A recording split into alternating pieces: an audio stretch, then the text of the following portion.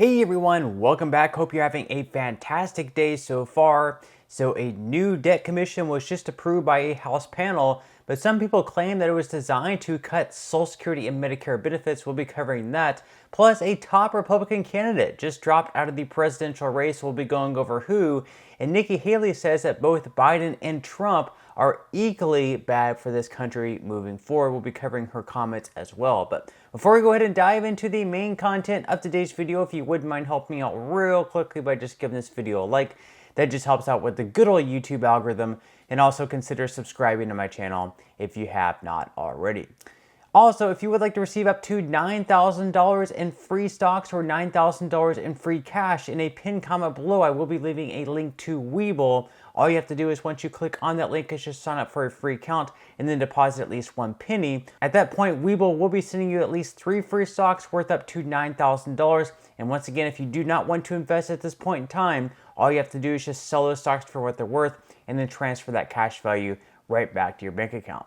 Okay, so diving right into our lead story of today's video, and of course that is a top Republican presidential candidate dropping out of the race. He's pretty much saying that he has no chance against Trump, and that candidate happens to be Ron DeSantis. And of course he is the governor of Florida currently. Once he announced he was thought to perhaps give Trump a good run for his money. Someone new, a fresh face, someone very popular in the state of Florida. He recently won his re-election campaign by one of the largest margins in Florida history. And, well, you know, that just didn't exactly translate to the national level. And Trump's popularity among the Republican Party is just too large. And especially after all those indictments took place, I don't think anyone really had a chance against Trump. Voters kind of wanted to put a message out there that Trump was their guy no matter what. So, according to The Hill, Florida Governor Ron DeSantis dropped out of the Republican presidential primary on Sunday, marking the end of a stunning rise and fall for a candidate once seen as the most formidable rival to former President Trump. He said, quote, "Following our second place finish in Iowa, we prayed and deliberated on our way forward. If there was anything I could do to produce a favorable outcome, more campaign stops, more interviews, I would do it, but I can't ask our supporters to volunteer their time and donate their resources if we don't have a clear path to victory. Accordingly, I am today suspending my campaign." Now, he went on to say that it's clear to me that a majority of Republican primary voters want to give Donald Trump another chance. While I have had disagreements with Donald Trump, such as on the coronavirus pandemic and his elevation of Anthony Fauci, Trump is superior to the current incumbent in Joe Biden. That is clear. Then DeSantis went on to signal his support for Trump while hitting the former UN ambassador in Nikki Haley. He said, quote, "I signed a pledge to support the Republican nominee, and I will honor that pledge. He has my endorsement because we can't go back to the old Republican Guard of yesteryear, a repackaged form of warmed-over corporation that Nikki Haley represents." And I absolutely think this is probably the right move for DeSantis. There's almost no way for him to win the election for the Republican primary. He got destroyed in the state of Iowa. He's more than likely to get destroyed in the state of New Hampshire. I don't think anyone can take on Trump, not DeSantis, not Haley, not anyone else. It wouldn't really matter who ran in this. It was going to be Trump. That was pretty clear, just looking at the polls. And, you know, equally interesting is him taking hit, of course, at Nikki Haley. No one really seems to want Haley. I'm not sure when Haley's going to drop out of the race. Is she going to wait to lose in New Hampshire coming up in, I believe that's tomorrow that election in New Hampshire is going to be. Is she going to wait until after that? Or is she going to wait until she loses her home state of South Carolina, which is going to be the caucus after New Hampshire? When is she going to drop out? She has no chance against Trump. She's holding out. Not sure how much longer she's going to hold out. But recently she said that both Biden and Trump are equally bad for the U.S. So according to The Hill, when pressed further on whether Biden and Trump are equally bad, she told Bash that they were and attacked them both over their age.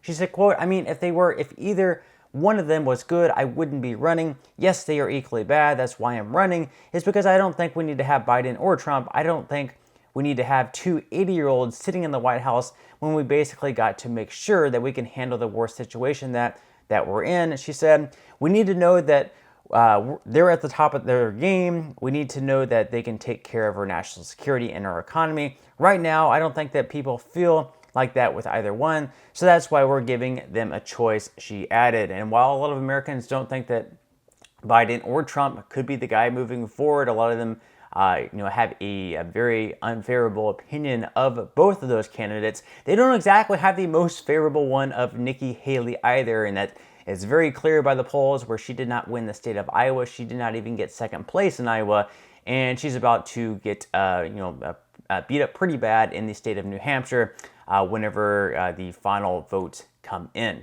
Now, of course, she does have a point that, maybe Biden and Trump aren't the best options moving forward, because right now our national debt is just soaring out of control. We can see whenever Trump came into office in 2018 or 2017, the national debt at that point in time was $20,245.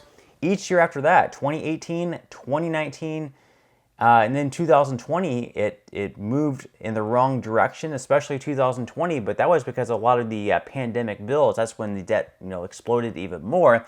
And then, as you can see, Biden came into office, and that debt just continued trickling upwards over the $30 trillion mark. And recently, it just hit $34 trillion in 2024.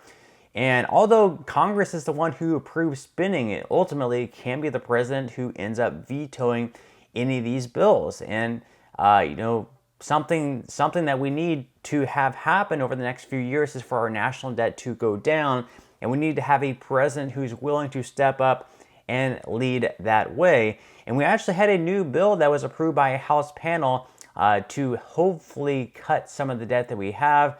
But even though it was approved in the House panel, we have a lot of people coming out and saying this panel is actually designed to cut Social Security and Medicare. And Democrats are saying this House panel to cut the debt should not have ever been created. And they're saying the only reason it was created is to secretly cut Social Security and Medicare.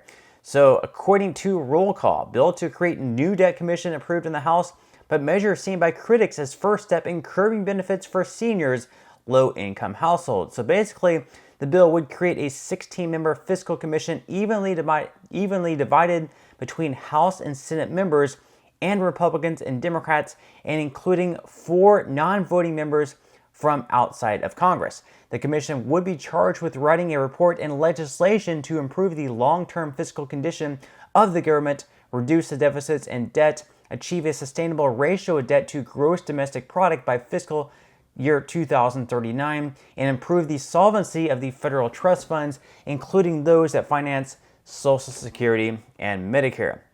Now, a lot of people, once again, are calling this the Cut Social Security Commission. So Democrats oppose the bill in large part because they see it as a vehicle to cut Social Security and Medicare. Brandon Boyle, for example, who is a Republican in Pennsylvania, the ranking member of the committee, has long argued that no commission is needed because, as he said at the markup, at the end of the day, regardless of the process, it comes down to, quote, lawmakers to make a decision on raising revenue, cutting spending, or a combination of both. He said that Social Security and Medicare trust funds need more revenue, and he added there are absolutely those who are getting ready to use the commission as a backdoor way to force through unpopular cuts. So, at the end of the day, it's again, in this commission, we have both Republicans and Democrats. They're even, and in order for any piece of legislation to get approved by them, they would need at least 2 Republicans or 2 Democrats to approve it. And then once it gets approved, once again, it has to go through the Congress anyway. So it'd have to be passed through the House. It would need at least 60 votes in the Senate.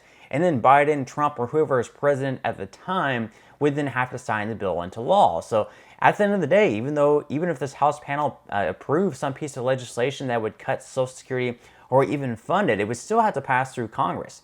So, I don't really see anything necessarily wrong with this panel being created. They're just there to come up with ideas. And again, we have the trust fund that's going to be going insolvent within the next, 8 to 10 years. So absolutely, I think that we need to have more ideas out there to save the program, just to ensure that we don't have cuts across the board by 20 to 25%. But let me know your thoughts and comments below on everything that we discussed in today's video. And once again, I definitely appreciate you being here. That's all we have for today's video. Certainly hope that you enjoyed and found value out of it. If you did, again, I would greatly appreciate if you could give this video a like.